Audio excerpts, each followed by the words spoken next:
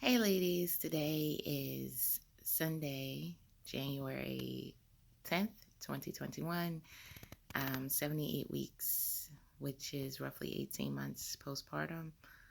Um, Michaela turned 18 months on Friday, the 8th. So now that she is 18 months old, and I have been thinking about whether I would like to have or start the process to have any more children. So if you recall, I did do IVF to conceive Michaela, and I don't have any frozen embryos left over because I didn't have many to begin with, and which was odd, which was a huge disappointment to me because I have lots of follicles, I have lots of eggs, but the way that I responded to the medication, for whatever reason, I only ended up with, just a small recap of what happened. I only ended up with 6 eggs. Only 3 of those were mature.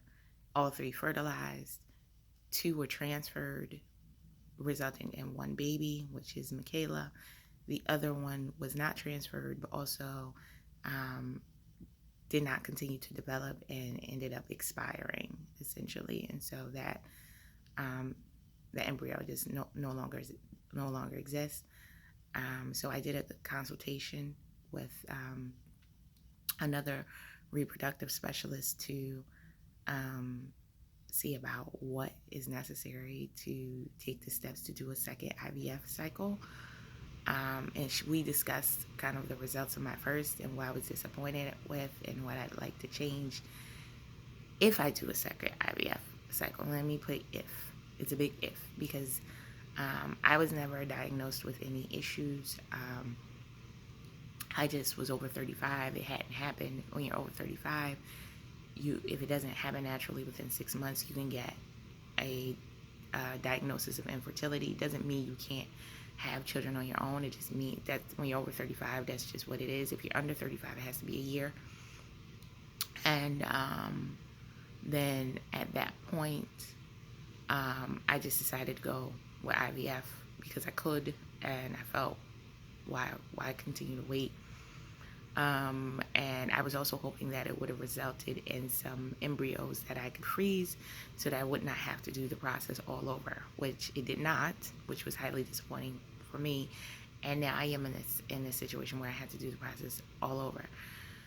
So I am not using the doctor that I used last time if I move forward, but I am using the same facility. So I went to Weill Cornell before, and I would in New York City, and I would use Weill Cornell again, but a different doctor. And they are one of the highest ranked places for fertility I believe in the world, if not in the world, in the country.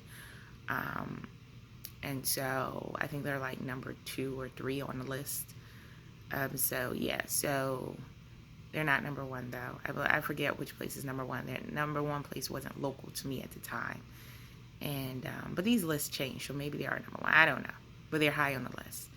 Anyway, so the doctor that I used before, I was not happy with my results. As I said, I did not get the number of embryos that I wanted. I also felt that his bedside manner was left some things to be desired. I felt, and I think a lot of women feel like this. So this is not exclusive to me or exclusive to necessarily him or or Weill Cornell. I felt somewhat like I was herded in because I was going to their uptown location, but they have other locations. Weill Cornell has other locations that are smaller, and my understanding is if you go to one of the smaller locations, you tend to see your doctor more often, because I only saw my doctor like 3 times during the entire process, and you get to see your doctor more often, and you also and well, that in itself is a big one because you see your doctor, you're not herded through as much. But I really felt like I was herded, like I was in a little bit of a like conveyor belt. Like, it was just like next mom, next, or potential mom, it was just like next, next, next. The doctors never really seemed to have time to answer questions. And they were, I guess because they weren't my doctor, some of them were hesitant to, because like I said, I very rarely saw my doctor for these visits. So I think I saw him 3 times. I saw him for the sounding. I saw him for my consultation, and I feel like I saw him one other time. But honestly, I maybe only saw him twice. I did speak to him on the phone, but I think maybe I'm counting that as a visit. Anyway, maybe I saw him, but it definitely wasn't more than 3 times, if it was 3 times. Someone else did all of the other stuff. Someone else explained all the other stuff to me. So, it was weird for him to be my doctor, but for us to have very little contact. And more importantly, I was not happy with the results. And so I was explaining that to this doctor. I was now speaking to a female doctor, and she was saying that, looking at what happened, she does see why I am disappointed. She didn't see any problems with the prior protocol, because she said she probably would have started me on the same dose of medication. But what did happen, and what she noticed and no one told me, was that I initially responded very well to the medication. I had like 19 follicles to start with that were growing really well. But then as I progressed, things started to slow down. And so I did not have as many, follicles that had developed the way they wanted. So they started developing really well, and then they started developing. So as we went through the cycle, they stopped developing as much. They also decreased the medication as we got further down the cycle. And I was triggered to when I had two 19 and a half millimeter follicles, one 18 millimeter follicle, and a 17 and a half millimeter follicle, which looks great. She told me they usually trigger when you have like at least starting to get 17 and millimeter follicles, and I had that and more. But yeah, so they don't know. And she did tell me sometimes the larger follicles don't have an egg in them, and sometimes it's the smaller ones that have an egg. So it is a lot to figure out. Basically, I responded very well in the beginning, but then as they continued, some of them developed more, and then the other ones didn't develop as much. So that's what happened. But they don't even know if the ones that developed more are the ones that were the ones that they retrieved the egg from. You would think they would keep notes of that, but I don't know. Maybe she didn't have them at the time. So really, it would be a process of starting over and them trying to figure out how to get all the follicles around the same stage, so I don't have some that are just running forward and others that are being left behind. She did suggest that this time, if I go forward, that we do an estrogen patch, maybe to start all my follicles at the same size and then go from there. She said that was an option. She also said another option would be to, trying to remember, start me at a higher dose of medication and keep me there instead of tapering off or tapering to a lower dose, or maybe start me at the same dose as I did before and then just keep me there and not taper off. So either a higher dose and they might taper off, or either the same dose as before and not taper off. So I believe that was the correction. It's really all playing around though. They have no idea.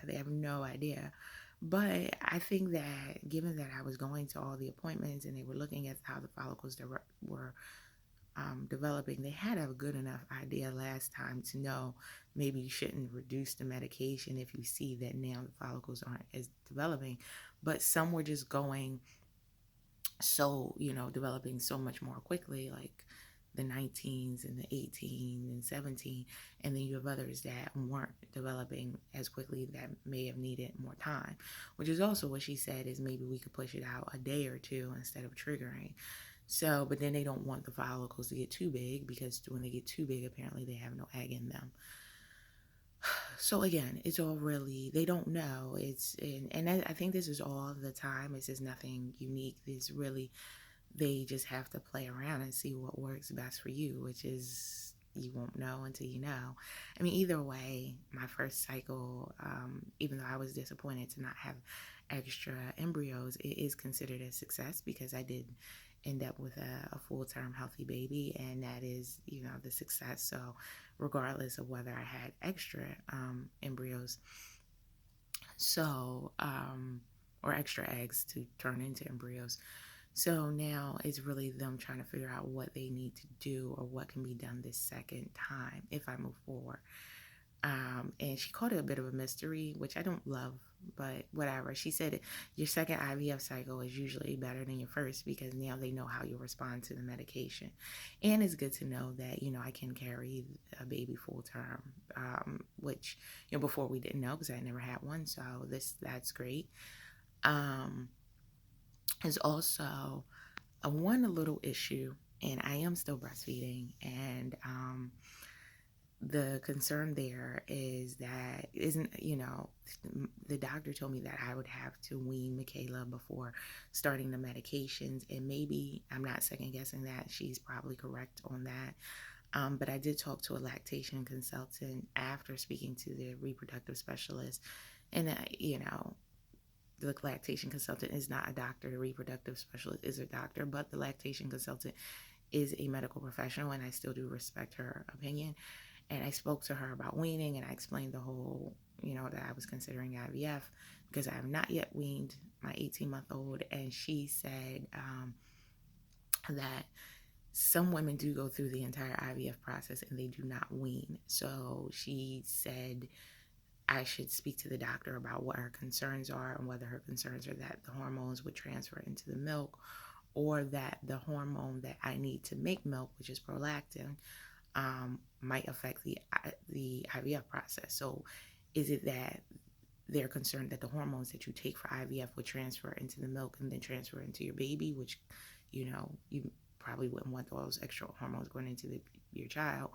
Or is the concern that the prolactin, which is the added hormone that I have to make milk, and that everyone has, women, you have to make milk, will affect the hormones necessarily to have a successful IVF cycle? So I did not ask that. I did not think to ask that. But I did schedule an in-person visit with the reproductive specialist, and I do plan to ask that then because one, that was the next step to moving forward. But I also wanted to have the appointment because I have not had a period in a while. So I don't know, you may or may not recall, I had my first postpartum period when I was 6 weeks postpartum, and it lasted 10 days. It wasn't a super heavy period. It wasn't a super crampy period. It lasted 10 days, and then I never got a period after that. And so I am still without a period, and I believe a period is necessary to track your IVF cycle. And so now we want to figure out, why do I not have a period? What made me talk to the lactation consultant was that the reproductive specialist was making it seem as though it was weird to not have a period, even though I am still breastfeeding. Now I was on birth control pills, Northindrol, and I may have said that incorrectly, which is the mini pill. It's a progesterone only pill. And I was taking that because, well, I've been taking that ever since I went to my 6-week appointment. They were like, here, take the pill, or get IVF, not IVF, IUD, or do something birth control related. So I just took it. They give women who are breastfeeding the mini pill or some version of a progesterone only lower dose, I think, pill. And so I had been on that up until a few months ago. And so I thought it was the pill that was stopping my period. I didn't really think it was breastfeeding because I was not, even at my best, I was never an around-the-clock breastfeeder. I did supplement with formula. I did pump a lot, but I was really always struggling to keep up with breastfeeding. And I thought I wasn't breastfeeding enough to really have it stop my period. But So I wanted to talk to the lactation consultant, and I wanted to know whether it was normal for a period to stop for this length of time, because the doctor was making excuse me, the doctor was making it seem as though it wasn't, and she was saying, well, she, it's odd for a woman to go this long without having a period, even while breastfeeding, although she has seen it once before with a woman who was 20, who had a 2-year-old, and she was still breastfeeding her 2-year-old, and she didn't have a period for the 2 years. So so I was like, well, the doctor's saying it's odd, so I need to be concerned about it. But I wanted to talk to a lactation consultant because I don't know, I had been reading online that sometimes you can go a long period without your period, a long time frame without your period when you are still breastfeeding. And yeah, so I spoke to a lactation consultant, and she told me that it is not abnormal. The reason the doctor probably hasn't seen it a lot is because most women don't breastfeed. Do extended breastfeeding or go this long. And she was telling me that roughly 20 to 30% women continue to breastfeed even at a year. So to go to 18 months, you're not going to see as many women who do that. You're not going to see as many women who go longer than 18 months in this country.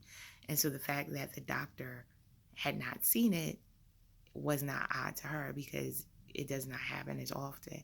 So she was telling me that I shouldn't feel that there's necessarily something wrong. And it could be that breastfeeding is the culprit. And the doctor did say it could be breastfeeding is the culprit. So she wanted me to come in, but she was still making it seem as though it was weird. But she wanted me to come in and do some blood work, and which was all the stuff that was going to have to be done anyway, and do an ultrasound, all stuff that was going to have to be done if I chose to move forward with IVF anyway. And so they'll be able to test my hormone levels and see if my prolactin level is high. She said maybe it's just high and it's stopping my period. But the lactation consultant told me that different women respond to prolactin differently, and that I may not need a high level for it to stop my period. So, my body, she said some women breastfeed around the clock and it never stops their period, and some women don't and it stops their period. So, in that, each pregnancy, each time, if you have another baby and you breastfeed, it may have different result, different, experience isn't going to always be the same. So this is my experience this time. But, I need the period, I believe, to do IVF because they need to be able to track my cycle. And so here we are. So we'll see. So I may need to fully wean Michaela to get a period. And but the doctor already said I need to wean her completely anyway if I want to move forward with IVF. And Michaela doesn't seem ready to wean. She's still pulling on my shirt and stuff. So I just don't know. I don't know what to do. I feel I don't know what to do. Anyway, I'm going to update you guys. I don't have any more information right now. But like I said, I'm not 100% ready to wean because Michaela doesn't seem like she's 100% ready to wean. So it's like the decision is, do I wean her now to try to have another baby or and cut her short? But I'll be 38 this year, next month, and I don't necessarily have a lot of time to play around. Or should I just try naturally? You can conceive apparently without a period. Or do I try to wean her enough to see, I'm only breastfeeding about 3 or 4 times a day. Do I try to take that to maybe once or twice a day to see if that'll trigger a period? And then just try naturally before weaning her completely to try IVF? I don't know. I don't know. So I will let you know. I have an appointment next week. I'll let you know how that goes. And until then, stay safe, and I will talk to you soon.